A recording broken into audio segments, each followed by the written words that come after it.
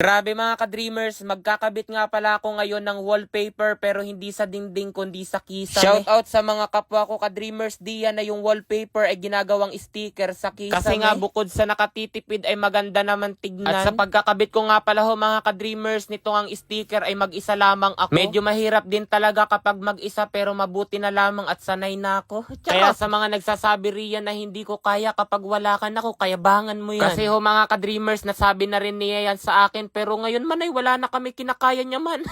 Kayo ga naranasan nyo na rin makatanggap ng ganong mga parirala. Yung tipong sasabihan ka na huwag mo akong iwan kasi hindi ko alam ang gagawin kapag wala ko. Kaya bangan. Ganyan na ganyan ho mga ka-dreamers kapag bitter talaga sa buhay. Hayaan nyo't magbabago rin ang aking pananaw kapag meron na muli ako.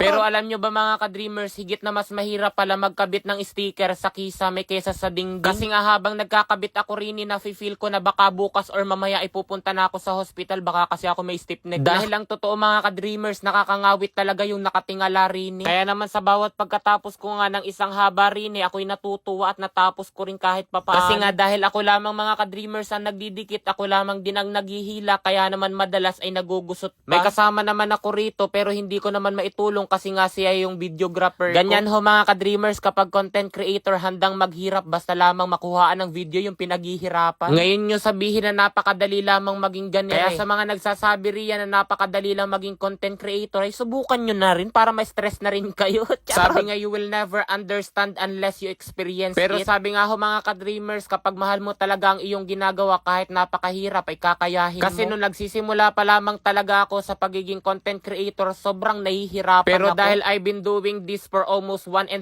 years, kaya naman nasanay na rin ako at minahal ko na rin ang ganire kong ginagawa araw-araw. Tamo siya, minamahal ko kahit nahihirapan ako. Uy.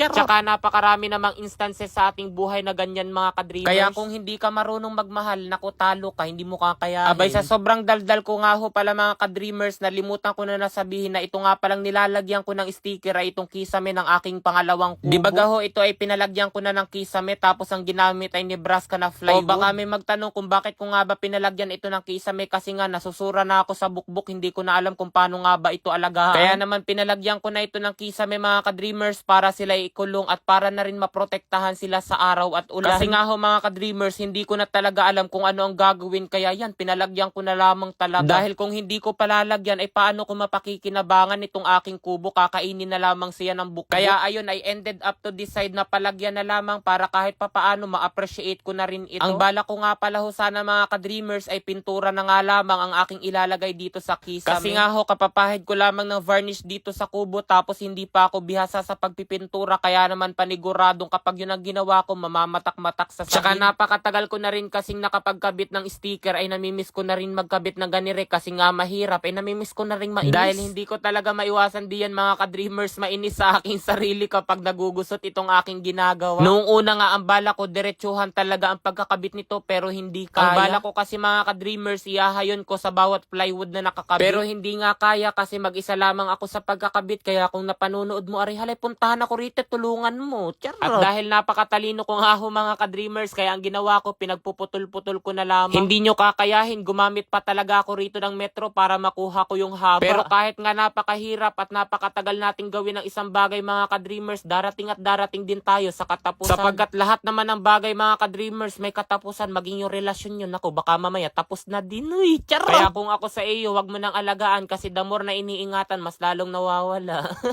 O baka naman sineseryoso nyo ang sinasabi ko, ay biro-biro lamang yun ha. And finally mga ka-dreamers, pagkatapos ng halos 3 oras, natapos na rin ako sa pagkakabit ng sticker. O diba napakaganda, kaya magkabit na rin kayo nyan sa inyong kisame. Wow! 26,000! 9,000! 15,000! 83,100. O diba mga ka-dreamers, ganun lamang kadali kumita ng napakalaki rito kay PH MOBA. Kaya kung nais nyo rin kumita, nasa comment section lang ang link para mag-register at mag-deposit. Huwag kalimutan mag-take ng screenshot at ilagay yan sa comment section para ikaw ay manalo ng 500 pesos. Ipakikita ko sa inyo kung paano ako kumita ng malaki rito kay PH Mines. Ang madalas ko rito laruin mga ka-dreamers ay Super Ace. Ayan. Dito nga pala mga ka-dreamers, kay Super Ace, pwede kang mag-bet ng 0.50 centavos hanggang 1,000 pesos. Pindutin nyo lamang itong bet, tapos piliin nyo lamang diyan kung magkano ang inyong itataya. Kapag nakataya na kayo mga ka-dreamers, spin nyo lamang. Yan, ganyan. Ayan na, scatter. Ayan, 10 spins dito ako kumikita ng napakalaki. Lay. 600 pesos. Wow, 15,600. 6,000. 3,6. 2,4. Wow, 26,000. 9,000. 15,000. Ayan mga ka-dreamers, ito ang aking napanaluhan sa pagtaya ko ngayon.